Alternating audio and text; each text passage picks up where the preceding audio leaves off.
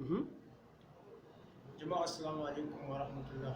Ni mai magana sunana ya Umar shugaban mai magana da yawun kungiya Aminiya. Ina so in ba da shawara ga gwamnoni musamman gwamnonin Arewa, musamman gwamnan jihar Kaduna inda ni nake rayuwa a gurin, musamman kan abubuwan da suka shafi fyaɗe da shaye-shaye.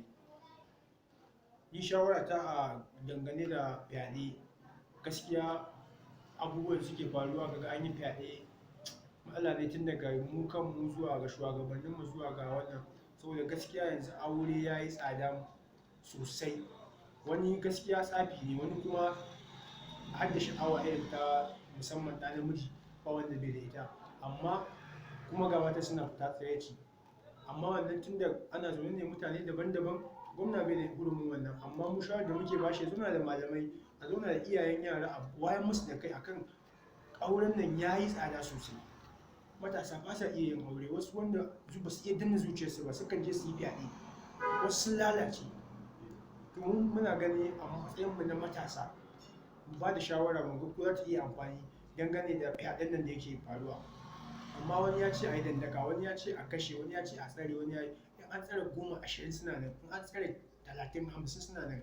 Ƙara haihuwarsu ake matasan, mazan yaran matan duka haihuwarsu ake yi, suna nan da yawa suna faruwa.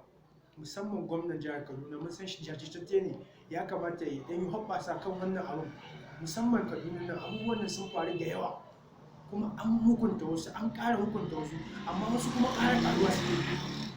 To muna ba gwamna shawara ɗan sawo abin ga malamai da suke ba shawara fannin addinin musulunci, ya kamata aure ɗin nan a ɗan zauna a duba shi, dan an dandake wani an kashe wani 30 za su fito. Ba sa tsoro kuma dangane shaye-shaye abin sai inna lillahi wa inna ilaihi raji'un. Za ka ga yaro karami kaninka wani ma ka san shi, wani dan uwanka ya lalace, abin yi ya yi karanci, ba sa samun abin yi. Wasu kuma ba wai rashin abin yi bane, wani ma da abin yin shi amma kuma yakan je ya yi shaye-shaye. Ina kira zuwa ga gwamna ya taimaka ya dubi wannan abin da idan basira, mun san shi jajirtacce ne, gwamnanmu na yau, shugaban ƙasan gobe, insha Allah muna fatan haka. Allah ya bashi sa'a, Allah ya sa ya ji wannan shawarar ya yake ta. Na gode.